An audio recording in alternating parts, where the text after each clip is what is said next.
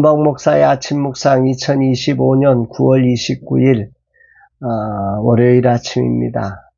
오늘은 여호수아서 13장 29절로 31절 말씀을 통해서 므낫세의 선택, 이런 제목으로 말씀 묵상의 은혜를 나누겠습니다. 이제 9월의 마지막 날이 이제 내일이면 끝납니다. 참 시간이 빠르다 생각하죠. 오늘 아침 우연히 30년 전 아들과 딸을 안고 찍었던 사진을 발견했습니다. 젊은 시절 아이들에게 아름다운 추억을 선사하지 못한 아빠의 미안함에 그 사진을 핸드폰에 찍어 페북에 남겼습니다. 늘 시간은 흐르고 오늘만이 내가 할 수 있는 내 생의 가장 소중한 시간임을 기억하면서 이 하루를 소중하게 살아가는 날 되기를 기도합니다. 본문에는 므낫세 반지파가 요단 동편 땅, 즉 길르앗과 바산 땅을 기업으로 받은 말씀이 나옵니다. 29절 말씀이죠. 모세가 므낫세 반지파에게 기업을 주었을 때 므낫세 자손의 반지파에게 그들의 가족대로 주었으니, 요셉의 두 아들이었던 에브라임과 므낫세가 모두 한 지파씩을 분배받게 됩니다. 거기에 므낫세 지파는 다시 둘로 나뉘어서 반지파씩 요단 동편과 요단 서편에 받았습니다. 아마도 요셉의 영향력이 출애굽 과정에 얼마나 대단했을 것인지를 알 수 있는 대목이기도 합니다. 이스라엘 지파가 요셉 지파, 요셉에 의해서 그들이 애굽의 거주지를 결정하고 이렇게 정착하고 살아왔기 때문에 요셉 지파의 영향력이라고 하는 것은 아마 대단했을 것입니다.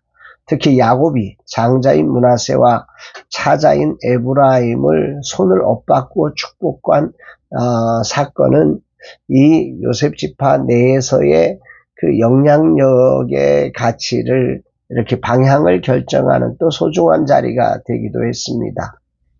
야곱이 장자인 므낫세와 차자인 에브라임을 바꾸어서 오른손으로 차자인 에브라임을, 왼손으로 장자인 므낫세를 축복하는 그런 사건들로 인해서 장자의 권한이 에브라임에게 이렇게 흘러간 사건을 우리는 기억하면서, 이 므낫세라고 하는 므낫세 지파가 이런 어떤 장자로서의 역할을 상실하면서 이렇게 자연스럽게 하나님의 언약의 축복이 흘러가는 과정으로 이런 선택이 되지 않았을까 하는 생각도 해보게 됩니다. 어쨌든 므낫세 지파는 출애굽 당시에 32,000명 정도 최하위에 해당하는 인구수였지만 40년 광야 생활을 거치면서 가나안 입성 직전에는 52,000명으로 증가하였습니다. 이건 상당히 이제 처음에는 최하위 정도였지만 최상위 그룹에 올라가는 3, 4위 정도의 인구수를 갖게 된 거죠. 그러나 냉정하게 이때 인구가 가장 많은 지파인 유다 지파는 76,500명입니다. 그러니까 24,000명이 넘는 인원이 더 많음에도 불구하고 유다 지파는 둘로 갈라지지 않았거든요. 그런데 므낫세 지파는 광야 40년간 가장 인구가 많이 증가해서, 말하자면 이 지파에는 젊은 층의 비율이 높았을 거라는 생각을 해봅니다. 이 젊은 층의 역동성이 있는 지파가 아마 므낫세 지파였을 때인데, 이들은 그렇게 광야 40년 동안 정말로 놀라운 하나님의 축복을 누렸는데, 그 축복을 가지고 오직 자신들이 원하는 땅을 가지는 이유가 되었음을 보게 됩니다. 이들이 이런 축복을 가지고 약속의 땅을 점령하려고 하는, 하나님의 뜻을 이루려고 하는, 언약을 성취하려는 일에 집중했으면 어땠을까 하는 아쉬움이 남는 대목입니다. 혹시 이것이 에브라임 지파에게 빼앗긴 장자 권한의 여파로 자기 몫을 찾으려고 하는 노력에서 나온 것은 아닌지 하는 생각도 해보게 됩니다. 인간 안에 있는 욕망, 이 죄성의 욕망이 하나님의 뜻을 잃어버리고 자기 안정을 찾아 지파를 둘로 나누는 므낫세 지파의 모습은 아닐까 생각하면서 오늘 아침 많은 울림을 받게 됩니다. 오늘 주님은 9월의 마지막을 보내고 또 10월을 맞이하게 되는 한 주간을 시작하면서 므낫세 지파의 삶을 저로 돌아보게 하십니다. 하나님의 언약이 있는 땅을 포기하고 요단 동편의 기름진 땅을 차지하기 위해서 지파를 둘로 나누기까지 한 이들의 선택을 깊이 묵상합니다.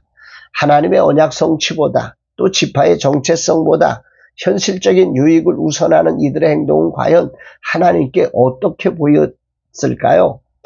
그리고 전체 이스라엘 공동체에 어떤 영향을 미쳤을까요?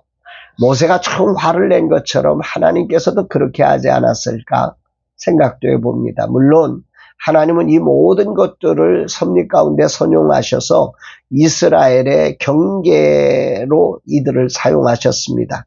이들의 이런 언약 성취의 소중한 비전을 놓친 행동들이, 그러나 분명한 것은 그들이 가진 영향력을 스스로 지워버리는 계기가 되었을 것이라는 생각도 아울러 하게 됩니다. 주님 오늘 므낫세 반지파의 선택을 묵상하게 하시면서 당시 사회는 이동이 쉽지 않은 사회였기에 둘로 나누어진 지파는 결국 정체성을 잃어버리는 것들은 너무 당연하지 않았을까 생각합니다. 아무리 언약 성취의 과정에 집중하지 못하고 여러 갈등을 조장하는 이런 일련의 이유들이 되어져 버린 이 지파의 선택이 못내 아쉽고 안타까운 마음입니다.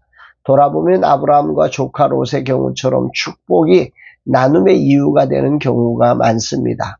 분명 축복은 더 많은 기회를 주는 것인데 왜 분열의 이유가 될까?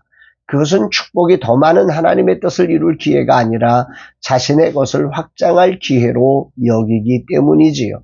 그럼에도 감사한 것은 비록 우리의 선택은 이렇게 불완전할 수 있지만 하나님은 그마저도 사용하셔서 언약의 길을 열어가시며 포기하지 않으셨다는 사실에 감사를 드립니다. 오늘 나에게는 하나님께 받은 은혜와 축복이 분열의 이유일까?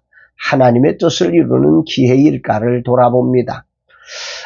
오늘 내게 주어진 하나님의 은혜와 축복이 하나님의 뜻을 이루는 기회로 선용하기를 주님은 제게 요청하시는 것 같습니다. 므낫세 지파는 광야 40년간 2만 명이나 늘어난 현실로 하나님의 언약 안에 있는 축복을 신뢰하지 못하고 자신들이 땅을 더 선점해야 한다는 생각으로 이렇게 나누었을 것이란 생각을 해봅니다. 이 과정에서 요셉 지파의 권세와 장자로서의 권세가 사용되었을 가능성이 있습니다. 이제 저도 선배가 되었고 라마나요 선교회를 세운 대표자로서 내가 주장할 것이 많은 사람이 된 바로 므낫세입니다. 므낫세로서 내게 주신 하나님의 은혜가 내가 아니라 하나님의 뜻을 이루는 일에 쓰임받도록 해야 함을 깨닫습니다. 내게 주어진 힘이 진실로 하나님의 뜻을 이루는 일에만 쓰여지기를 다짐하고 간절한 마음으로 기도합니다. 이 일에 결코 쉽지 않습니다. 그러나 나를 포기하지 않으시는 하나님의 사랑에 기대어 이 길을 저는 걸어가려고 합니다. 내가 가진 판단력으로 말하기 시작할 때 누구도 거부할 수 없기에 므낫세의 실수를 나는 하게 될 것입니다. 진실로 내 판단력이 아니라 하나님의 뜻에 내가 부인되기를 기도합니다. 주님, 이 종이 지금 므낫세의 선택을 해야 할 때가 되었습니다. 이 선택이 라마나옅을 나누는 선택이 아니라 라마나옅을 향하신 하나님의 뜻을 이루는 선택이 되게 하옵소서 고백합니다. 성령님이 종으로 하나님의 뜻을 분별하게 하시고 그 뜻에 순종되는 사람 되게 하옵소서 고백합니다. 사랑하는 여러분, 내게 주어진 축복이 하나님의 뜻을 이루는 소중한 기회로 선용되어지는 그런 복된 삶 되기를 바랍니다. 이제 다음 주간 추석 명절을 또 맞이하게 되는데 한 해에 하나님의 놀라운 은혜가 우리를 아는 모두에게 축복과 소망과 기쁨을 전해주는 통로로 온전히 쓰임받게 되는 귀한 저와 여러분 되시기를 주의 이름으로 축복합니다. 사랑합니다, 여러분.